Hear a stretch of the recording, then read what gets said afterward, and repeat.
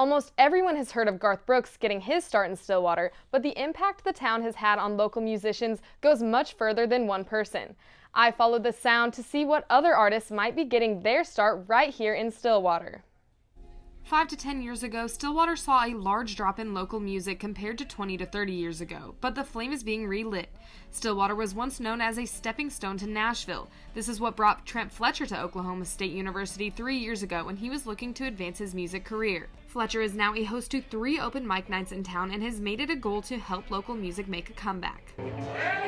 It's pretty cool. There's a lot of energy right now, and I think the most people I've had sign up for open mic at Willie's was 18.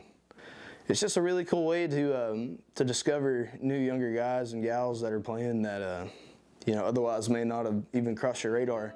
It's pretty cool to see it all happening and unfolding. There's just a lot of energy, and Oklahoma's about to explode with music.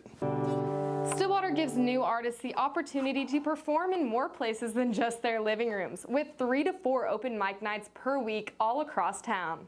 The Tumbleweed in Stillwater has seen huge bands such as Chris Ledoux, the All-American Rejects, Jason Boland, and many more get their start in years past, and their goal is to keep this tradition alive.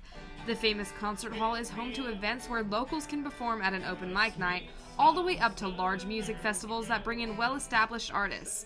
Up-and-coming musicians are vital to the goals of the Tumbleweed. Like 3 years ago, it was a little bit discouraging and disappointing because I just felt like, man, where are these guys? I mean, I need somebody, including myself, to build these guys up. I mean, I enjoy booking Oklahoma acts. I love booking Stillwater acts. And 3 years ago, it made me nervous. Now I'm seeing a movement. It's exciting for me just to see that, because that's what, when I was in college, I got to watch.